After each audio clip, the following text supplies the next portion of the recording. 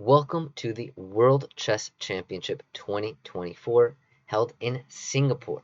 If you live in Singapore or you've been there and you love it, give a shout out in the comment sections below. The World Championship match is held between Gukesh, the youngest player in the history of chess at 18 years old, competing in a World Championship title, versus the reigning World Champion Ding Liren. To give you a background briefly about this event, Ding Liren has been spiraling the past 8 months, or since he's won the World Chess Championship previously. His rating has gone down, and he said in interviews something is off with his mentality, his psychology, let alone a lot of players like Magnus or Fabiano have even commented how poorly Ding has been playing in the past couple of months. Gukesh, on the other hand, has just come from the Olympiad where he had an outstanding performance, maybe his best performance of his entire career so far. So we have Gukesh on the rise, Ding, the reigning world champion, on a slope. The question is, can Ding keep his title, or will Gukesh, the up and rising prodigy from India, be able to take down the world champion? Before I get into the game, I want to give one more shout out to the parents of both Gukesh and Ding, and parents in general, for supporting their children in their chess endeavors or sports endeavors. If you're a parent looking to improve your son or daughter's chess ability, take a look at the Academy page below. Let's jump into the game. Gukesh, with the white pieces, plays the move pawn to e4. After pawn to e6, we have pawn d4 and pawn d5, the French defense. Knight to c3, knight to f6 attacking the pawn, pawn to e5, and knight to d7. After pawn to f4, pawn to c5, the most common move played in this position is the move knight to f3, played 99% of the time. Gukesh deviates with the move knight to e2, and this puts Ding on the back foot. He takes a few minutes, calms himself down, calms his nerves, and plays the move knight to c6. And after pawn c3, Ding takes about 35 minutes with his next move and plays the move pawn to a5, grabbing space on the queen side with the intention of pushing the pawn all the way to the a3 square in order to undermine White's strong structure and attack the base of White's pawn structure. After knight to f3, we have pawn to a4 and bishop to e3. Bishop to e7, pawn to g4, preparing and launching an attack on the king side with the move pawn to f5. After queen to a5, Ding puts this pawn under some pressure. After the pawn moves to a3, the pawn on c3 will be a little bit loose. In addition to that, Ding might have the option of taking on d4, and White cannot take back with the pawn because of the pin. Gukesh plays the move bishop to g2, and after pawn to a3, pawn to b3. The knight still covers the c3 pawn.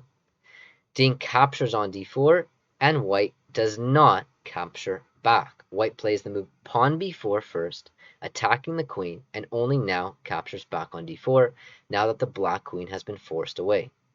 After the move knight to b6, Gukesh castles, and knight c4 is played, hitting the bishop. We have bishop moving back to e2. This definitely was an opportunity for Gukesh to consider the move knight to b5, improving the quality of the knight and maybe heading into the d6 square. But he's taking a very cautious approach with the move bishop f2. After all, he has the position completely under control. He has the center. Why continue to advance on the queen side, put some pressure there, when you can continue with your plan on the king side? After bishop to d7, we have queen to e2, and knight takes on d4. Knight takes on d4, supporting the advanced pawn to f5. It looks like things are going in the direction of what Gukesh wants.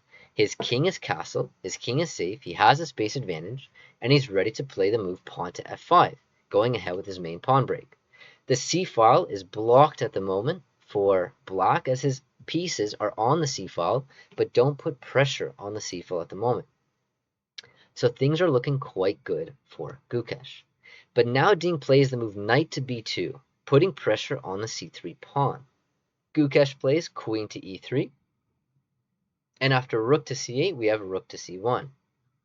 Queen c4, invading and threatening the a2 pawn, and Gukesh plays the move f5. Gukesh is saying, so what if you take my pawn on a2? I'll have a huge initiative, I'll be able to open up the f-file, bring the pieces in, and I'll checkmate you before you even get castled.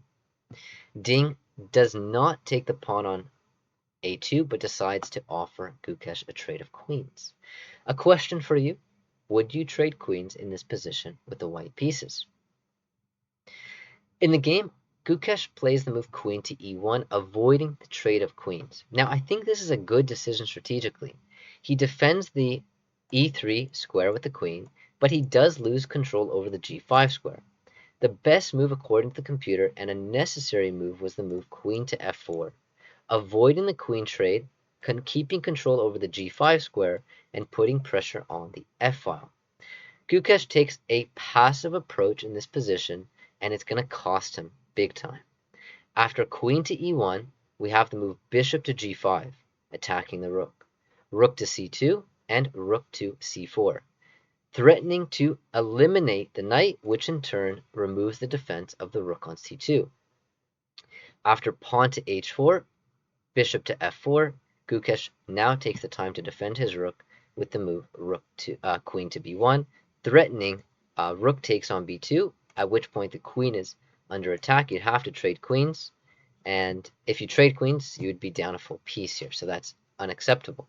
After queen b1, Ding plays the move rook takes on c3, rook takes on c3, and queen takes on c3. Ding is up material. After pawn takes on e6, Ding takes back with the bishop. This does block the bishop from the g4 square, but Ding wants to keep things under control. The computer gives this as a slight question mark, but black now has a small edge. The bishop controlling the b5 square prevents white's invasion to b5 and then to d6. After knight to e2, forking the queen and bishop, Ding wins another pawn with queen takes on e5. After knight takes on f4 and queen takes on f4, the only move in the position to keep the game level is the move bishop c5. Will Gukesh find this preventing black from castling? He plays the move queen to c2. Queen to c2 has the idea of invading with the queen, but misses the opportunity to prevent black from castling. Ding plays a very calm move and very world championship level move here, queen to c4, keeping everything under control, again offering white the queen trade, at which point you cannot trade queens as white because you're down so much material. You need your queen to create some counterplay. After queen d2, we have castles, bishop to d4, and knight to d3, preventing white's control over the bishop on the d4 square. Gukesh plays queen to e3 and he's down to 45 seconds on his timer. He has to reach move 40 in order to be able to get more time. Is he going to be able to play 6 more moves to be able to reach time control and be able to think with a lot of time on his clock? After rook takes on f1, bishop takes on f1, pawn to e5, the game is effectively over with this move. Even if Gukesh finds the best moves here, Ding has a huge advantage, and the question is Ding going to keep the advantage or is he going to choke? After queen g4, bishop to g2, bishop to f5, Ding is the type of player who can put games away as he did in the World Championship match against Jan Nepomniachtchi. He's keeping his cool. He's playing in good form, a much better form than we've seen over the past couple of months. Gukesh is trying his best. He has 43 seconds left. He plays the move bishop g3, threatening a checkmate on the e8 square. Ding has 2 minutes and 42 seconds. There's no way he's going to miss this move. He plays bishop to e4, blocking the e-file, and with this move, it must have felt for Gukesh just a sinking feeling. The game is completely over. There's really not much you can do at this level. King to h2 tried, and after pawn to h6, bishop to h3, queen d1, it is black who's threatening checkmate on h1. Gukesh tries with bishop d6, but after queen c2 check, the time control has been reached. There is no coming back from this position, and after we take Bishop gives a check, a spite check, king to h8. The game is over. Gukesh shakes hand, very respectable, shows really no emotions, no signs of distress. He must be feeling a lot coming from this game, but nonetheless, he shows no negative emotions. He's a very cool, calm, collected player, and Ding takes the first win.